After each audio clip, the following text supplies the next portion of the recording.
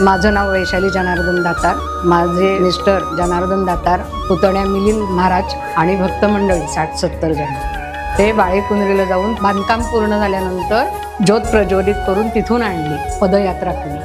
2008 महाशिवरात्रीला तिथून निघाले ते पाडव्याच्या उत्सवाच्या वेळेला इथे आले आणि नंतर त्या ज्योतीने इथली दोन्ही सुरू केली. आणि मग त्या वर्षी उरलेलं तेलाचं काय करायचं म्हणून दीपोत्सव सुरू केला. आणि मग 2005 सालापासून तर आतापर्यंत दीपोत्सव सतत सुरू आहे दरवर्षी. भाऊबीज झाल्यानंतर जो गुरुवार येतो त्या गुरुवारी दीपोत्सव साजरा करतो. त्यामुळे भक्त मंडळी पण आनंदाने या उत्सवात भाग घेतात. गावातले लोकही येतात, खेड्यावरचे लोक येतात,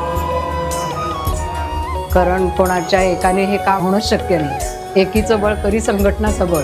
त्यामुळे तिथून या उत्सवाला सुरुवात झाली.